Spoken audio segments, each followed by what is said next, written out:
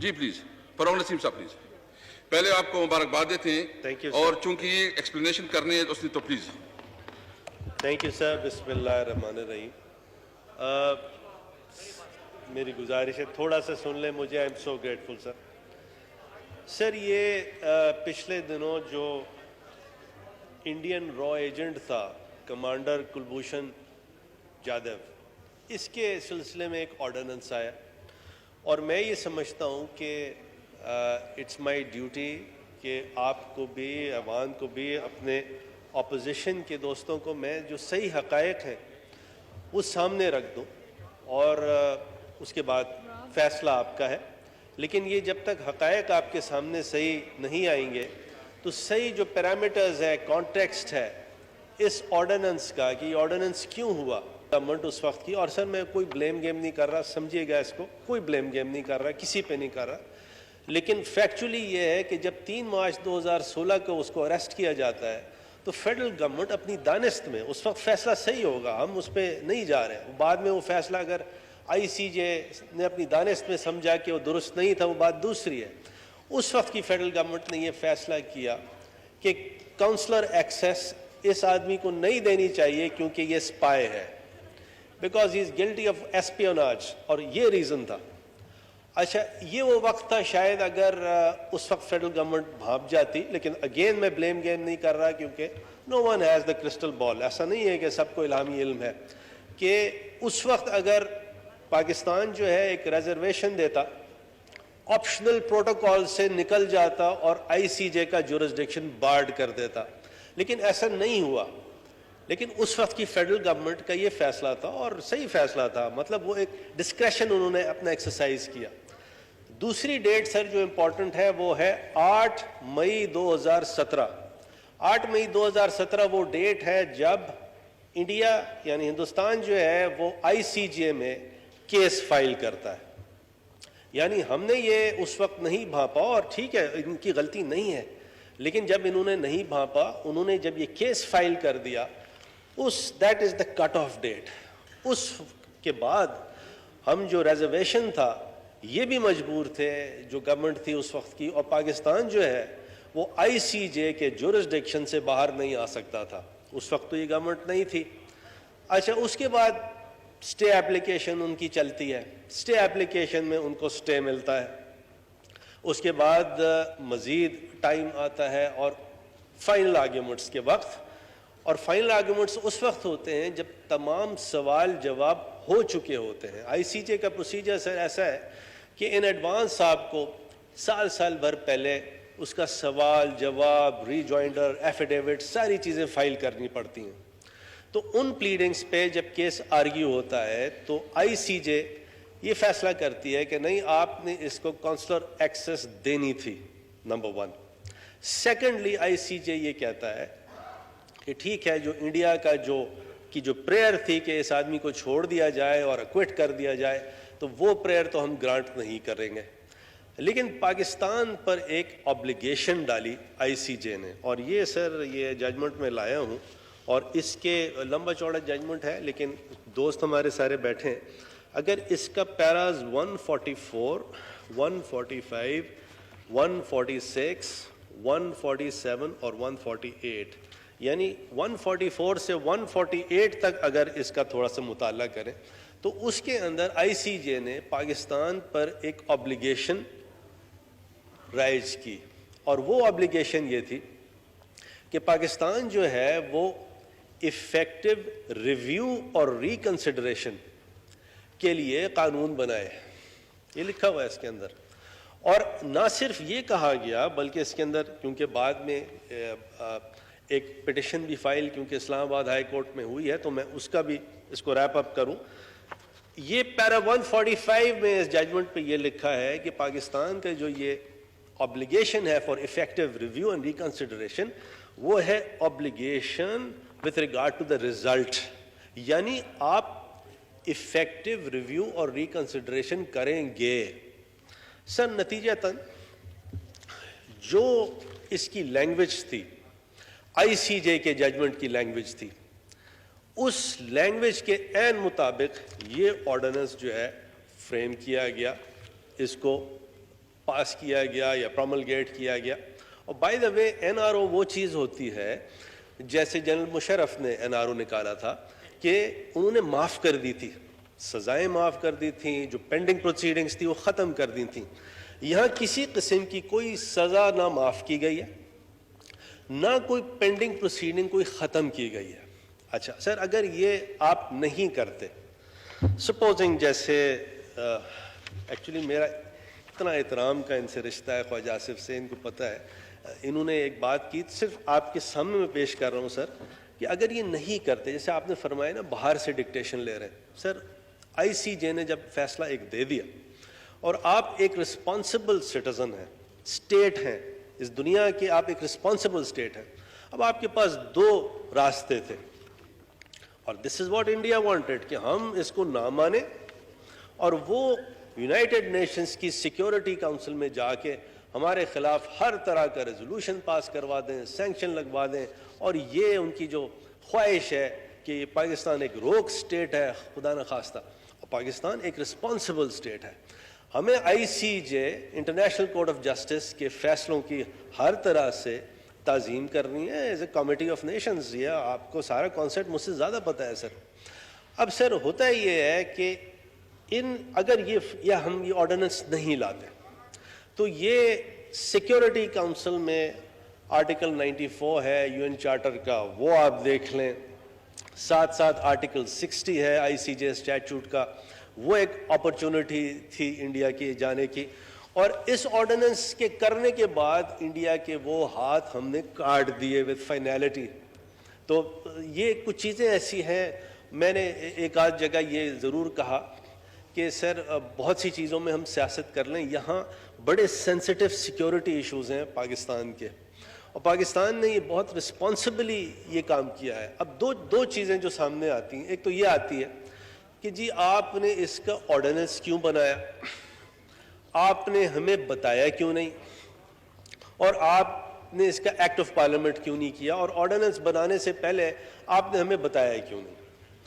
پہلی بات تو یہ ہے کہ سر آرڈیننس کا جو پرنسپل ہے that is embedded in article 89 of the constitution, اور اس پہ ایک نہیں سینکڑوں درجن ججمنٹس ہیں سپریم کورٹ کے, ہائی کورٹس کے, اور اس میں اس طرح کی بات ہے کہ اگر پارلیمان سیشن میں نہیں ہے تو آپ آرڈیننس پروملگیٹ کر سکتے ہیں, گورنر کر سکتا ہے, پریزیڈنٹ کر سکتا ہے.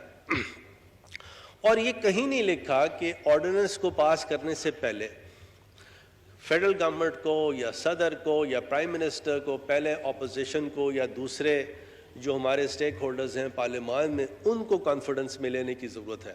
دیکھیے میں سر 2012 سے سینیٹر ہوں, 2 حکومتیں میں نے دیکھی, پیپلز پارٹی کی, بھائی ہیں ہمارے, بہنیں ہماری, PMLN بھی like wise, great respect for both of them. تو یہ بھی جب آرڈیننس لاتے تھے تو یہ سر اپوزیشن سے کنسلٹ نہیں کرتے تھے کیونکہ یہ ریکوائرمنٹ نہیں ہے. دوسری بات یہ پروملگیٹ تو ہوا اور گزٹ ہوا 21 مئی 2020 کو, اور جب گزٹ ہو جائے تو سپریم کورٹ آف پاکستان یہ کہتی ہے کہ this is a notice to the public at large.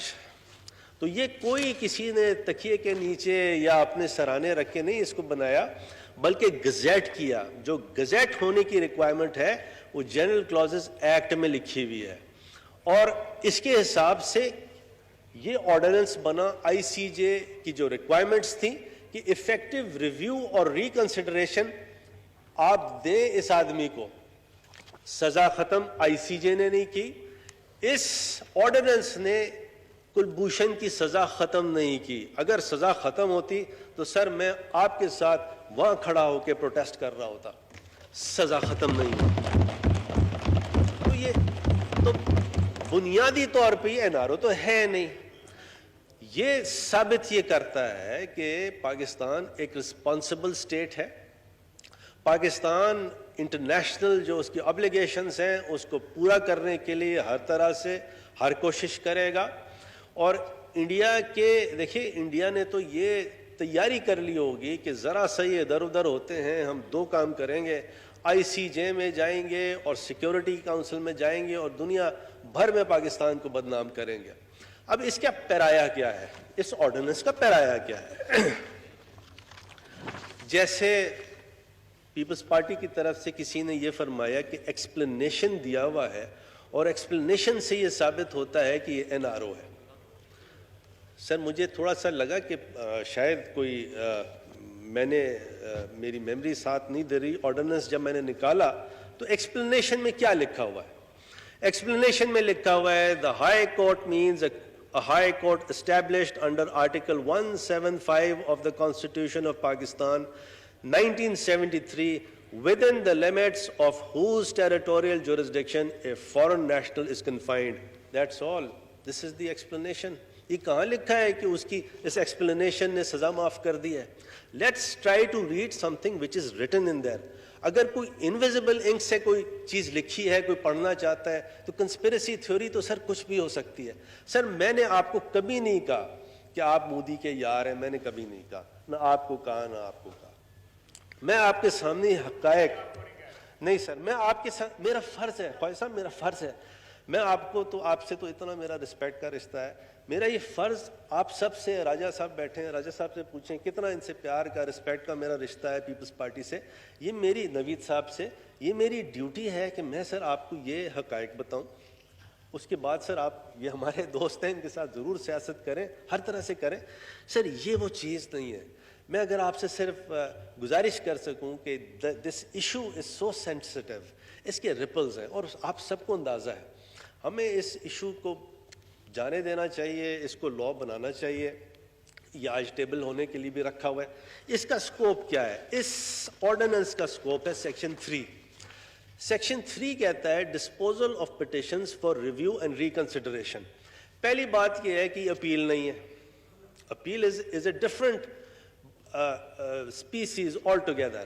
This is review and ریکنسیڈریشن, جیسا ہمیں ڈائریکٹ کیا آئی سی جے نے. اور آئی سی جے نے کیوں ڈائریکٹ کیا؟ کیونکہ اس سے پہلے 3-4 ججمنٹس ایسے ہیں, پیرا 144 میں لکھا ہے, ایک اوینا کا کیس ہے اور دوسرا کیس ہے یونائٹڈ اسٹیٹس والا. اس کی بیسس پہ جو آئی سی جے نے اپنا پرانا فیصلہ دیا تھا, وہ دوبارہ وہ فیصلہ کلبھوشن والے کیس میں بھی مروج کر دیا, وہ ری ایٹریٹ کیا.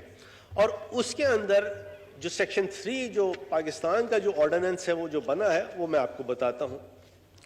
In deciding a petition filed under Section 2, the court shall examine whether any prejudice has been caused to the foreign national in respect of his right of defense, right to evidence, and principles of fair trial due to denial of consular access according to the Vienna Convention on Consular Relations of 24 April 1963. That's all. کیونکہ ہمیں جو آئی سی جے نے کہا ہے وہ یہ کہا ہے کہ آپ افیکٹو ریویو اینڈ ریکنسیڈریشن دیں, اور اس کا پرایا یہ ہونا چاہیے. اور وہی چیز جو اس ججمنٹ میں ہماری رہنمائی کی آئی سی جے نے, ایز اے رسپانسبل اسٹیٹ ہم نے اس کا یہ لا بنایا. اب نیکسٹ سوال یہ ہے, اور جائز سوال ہے سر, یہ والا سوال جائز ہے اور میں اس کی آپ کو کوشش کرتا ہوں جواب دینے کی. وہ سوال یہ ہے کہ جب آپ نے یہ آرڈیننس بنا دیا اور اس آرڈیننس میں لکھا ہے کہ یا تو کلبھوشن صاحب خود یا کوئی ان کی انڈین ایمبیسی, ان میں سے کوئی ریپرزینٹیٹیو کلبھوشن کا, وہ ریویو اور ریکنسیڈریشن کی پٹیشن فائل کر سکتا ہے اسلام آباد ہائی کورٹ میں. تو سوال جو جائز ہے وہ یہ ہے کہ جب انہوں نے یہ ریمیڈی اویل نہیں کی تو آپ کو کیا ضرورت تھی کہ آپ پٹیشن کرتے آرٹیکل 199 میں اسلام آباد ہائی کورٹ میں؟ سر اس کا جواب ہے پیرا 144 میں. پیرا 144 جو ہے 146 جو ہے آئی سی جے کا ججمنٹ, اس میں انہوں نے یہ کہا کہ جو بھی آپ افیکٹو ریویو اور ریکنسیڈریشن کے لیے لا بنائیں گے, ایک تو وہ افیکٹو ہونا چاہیے اور دوسرا ریزلٹ اورینٹڈ ہونا چاہیے. obligation آف ریزلٹ جو ہے پاکستان کو, obligation آف ریزلٹ وہ کمپلائی کرنی ہے. اس پہ ڈسکشن ہوا, کچھ اٹارنی جنرل آفس نے کچھ انٹرنیشنل لائرز سے بھی اوپینین لی, اور اس میں اوپینین ڈیوائیڈڈ تھی. ایک اوپینین تو یہ تھی کہ آپ نے جو یہ آرڈیننس بنایا ہے this is sufficient compliance of the ICJ judgment. This was one opinion. جو دوسری اوپینین اٹارنی جنرل آفس کو ملی وہ یہ ملی کہ یہاں کیونکہ الفاظ آبلیگیشن آف ریزلٹ لکھے ہوئے ہیں ان پیرا 146 تو آپ کو کوئی ایسا میکانزم کرنا پڑے گا کہ عدالت تک وہ ریویو اور ریکنسیڈریشن آپ پہنچائیں کسی طرح. اور اس کا طریقہ یہی تھا.